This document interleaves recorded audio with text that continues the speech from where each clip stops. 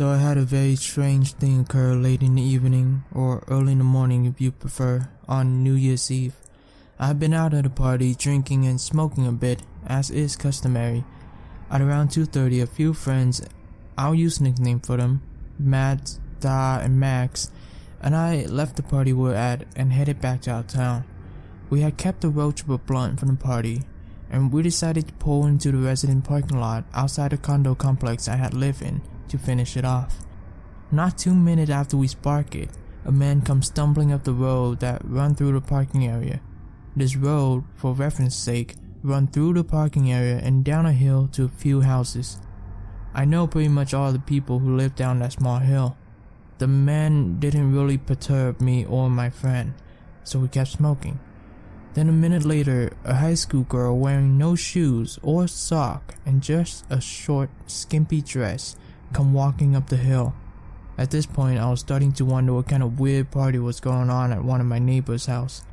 The girl walked it through the parking area without a word and then turned it onto the main street and headed up. At first we assumed we wouldn't bother worrying because despite her lack of shoes, she was walking straight and seemed to be keeping to herself. That's when things got strange.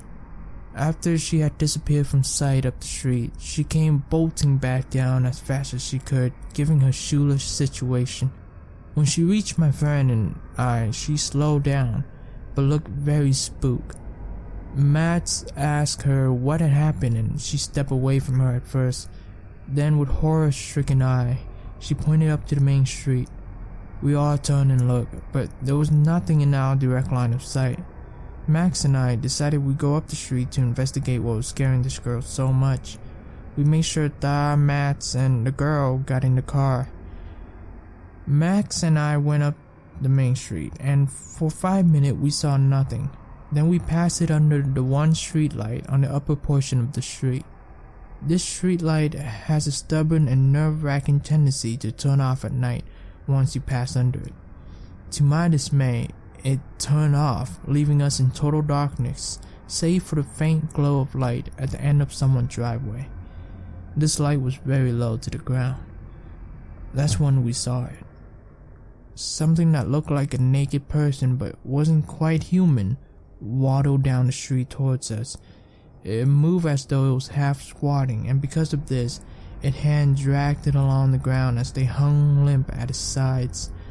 I couldn't make out its face, and Max told me later that he couldn't either. It was also making a throaty gurgling noise, as if it was almost choking on something. All we could do in the moment was turn and run as fast as we could back down the street. I ran right into my house and Max ran to the car. I could hear the car screeching out of the parking area. I locked the door and didn't even bother to look outside to see if the thing was still coming down the street.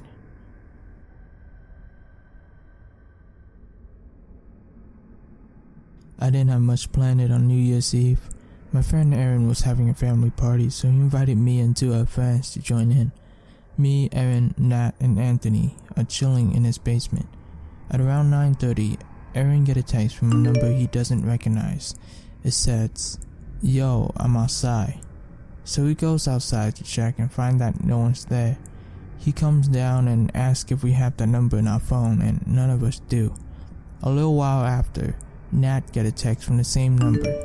It says, "Yo, I'm outside." She replied, "Where are you?" And then she gets a text back saying, "Turn around." We were all in the basement together and clearly no one was behind her, so we figured that someone was trying to prank us. At around 10:45, I get the text, "Yo, I'm outside." Same number. So now I'm really curious and want to figure out who this person is. I text back, "Alright, I'm coming out." I promptly get a text back saying, "I'm already inside." Fast forward to around 12:10. We're upstairs with everyone else watching the NBC New Year's show. I decided to text this person, "Happy New Year, love you, XOXO." I did this just to get some sort of reaction, hoping they will reveal themselves. But I get no reply. Until around 1, and I'm sitting on my friend's couch playing games on my phone. It said, "I'm waiting by your car." I didn't think too much of it. I just text back, "What my license plate number?" It took a few minutes to get a reply which said, "You drive a Honda, right?" Big deal. A lot of people drive Hondas. Around 10:30, I'm putting on my shoe to leave and I get another text. "I'm ready to leave now. Are you?" Now I can't lie, that was a timely text, so I got a little rattled. But I put my shoe on and went out the door. I had dropped off Anthony and Nat, so we walked to my car, and before going in I checked the back seat and the surrounding area. Nothing in sight. We get in the car. Here's where things get creepy. Now, I could have made a 3-point turn and drive out the way I came in, but I was too lazy to reverse. I drove straight, thinking I knew the area well enough to make the proper turn to get out. I ended up making a right turn prematurely and quickly realized I made the wrong turn. My phone vibrated in my jacket pocket and I got a text. "You're going the wrong way." I was shook.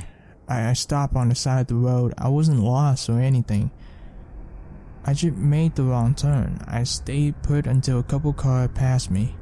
I turned to the back seat and asked if Nat or Anthony were playing around, and they said they had no idea what's going on. So I tried to put that behind me and continued driving. We come to a stop sign where we had to make a turn onto the main road. Anthony's house is on the left. I decided to turn right. As I'm driving, Anthony say, "What the hell are you doing?" I tell him I just want to see what happened. I drive about a kilometer up and turn into an empty parking lot into a plaza. I do a big circle and come out the way I came in. I'm a little relieved at this point, so I pull out and head towards Anthony's house, and then my pocket vibrated again. Stop with the detour. I'm still here. I was shook. I turned off my phone and left it at that. I didn't drive all the way home. I asked if I could chill at Anthony for a bit, but I ended up sleeping over. What creeped me out was the timeliness of all the texts, but what sealed the deal was the punctuation and grammar. I know that sounds silly, but friends don't really text like that. People who I told the story to always try to call the number, but they get a message saying that the number doesn't exist. I haven't dived too deep into this. On one hand, I felt that something really bad could happen if I kept probing it, and nothing has happened so far. But on the other hand, I don't have any closure, and sometimes I get paranoid about getting another message.